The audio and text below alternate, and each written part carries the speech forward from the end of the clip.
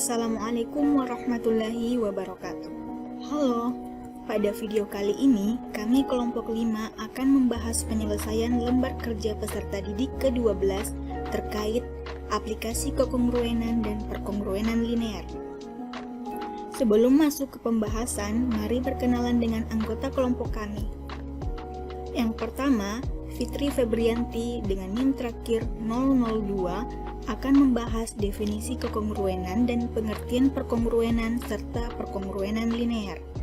Yang kedua, Khoirullah Irsyad dengan NIM terakhir 022 akan membahas penyelesaian soal nomor 1 bagian A. Yang ketiga, Dwi Febrianti dengan NIM terakhir 011 akan membahas penyelesaian soal nomor 1 bagian B. Yang keempat, Nurasti Rahman dengan NIM terakhir 020 bersama dengan anggota kelima yakni Syarifah Ainur Natia dengan NIM terakhir 010 akan membahas penyelesaian soal nomor 2. Nah, mari sekarang kita masuk ke pembahasan.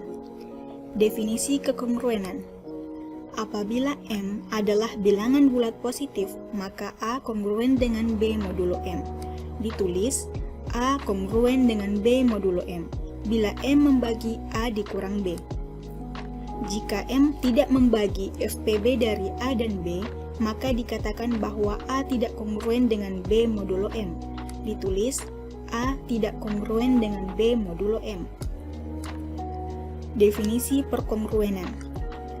Perkongruenan adalah kalimat terbuka yang menggunakan relasi kekongruenan. Misalnya, 4X kongruen dengan 4 modulo 8. Atau X pangkat 2 ditambah 4X ditambah 4 kongruen dengan 0 modulo 4. Definisi perkongruenan linear. Perkongruenan linear adalah suatu perkongruenan yang variabelnya berpangkat paling tinggi 1. Bentuk umum perkongruenan linear adalah AX kongruen dengan B modulo M dengan A tidak kongruen dengan 0 modulo M.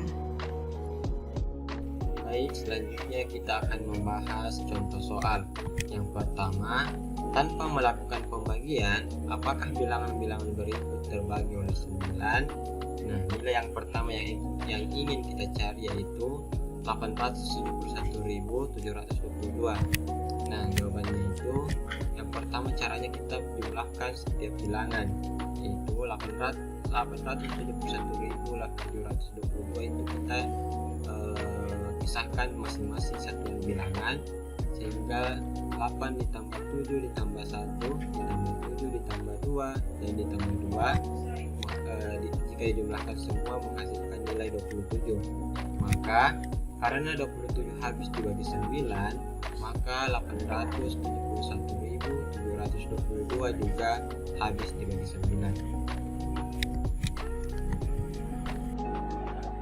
Baik, kita lanjut pada bagian B, yaitu 5108.706.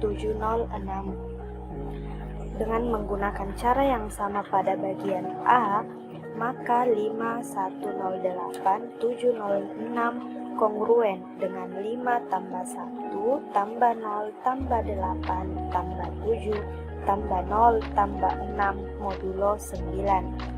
Maka 5108.706 kongruen dengan 27 modulo 9. Nah, karena 27 habis dibagi 9, maka dapat dinyatakan bahwa 5108.706 juga habis dibagi 9. Baik, soal selanjutnya saya akan jelaskan, yaitu nomor 2.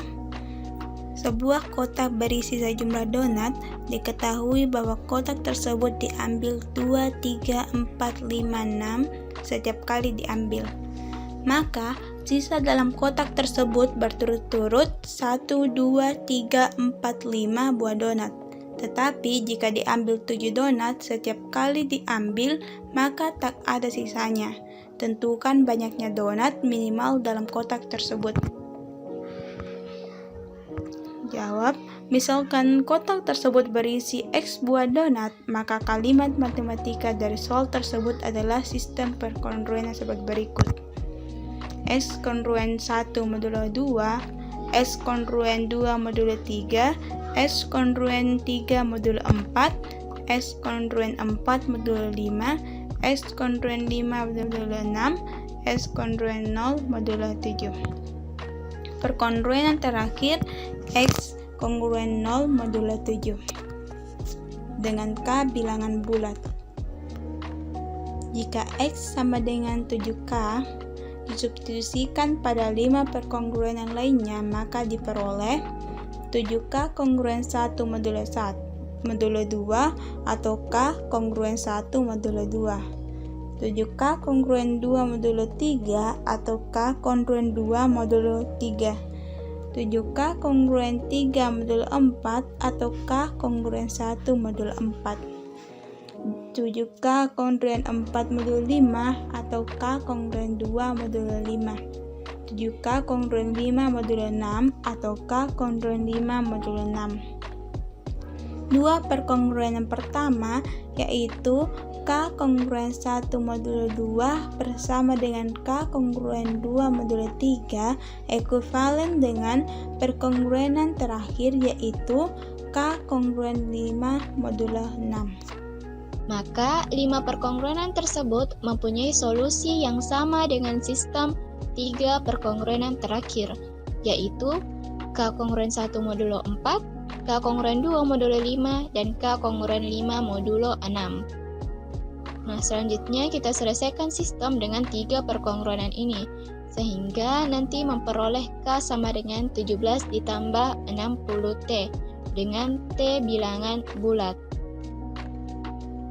Di sini kita mempunyai 3 perkongruenan, yaitu K kongruen 1 modulo 4, K kongruen 2 modulo 5, dan K kongruen 5 modulo 6. Nah, dari perkongruenan yang pertama, yaitu K kongruen 1 modulo 4, ini berarti K sama dengan 1 ditambah 4T1 untuk setiap bilangan bulat T. Selanjutnya, kita substitusikan nilai K sama dengan 1 ditambah 4T1 ke perkongruenan yang kedua, yaitu K kongruen 2 modulo 5, sehingga diperoleh 1 ditambah 4T1 kongruen 2 modulo 5. Nah, kedua ruas kita kurangkan dengan 1, menjadi 4T1 kongruen 1 modulo 5. Nah, di sini kita akan mencari nilai dari T1 dengan cara mengalihkan 5 dengan suatu bilangan bulat ditambah 1 yang habis dibagi oleh 4.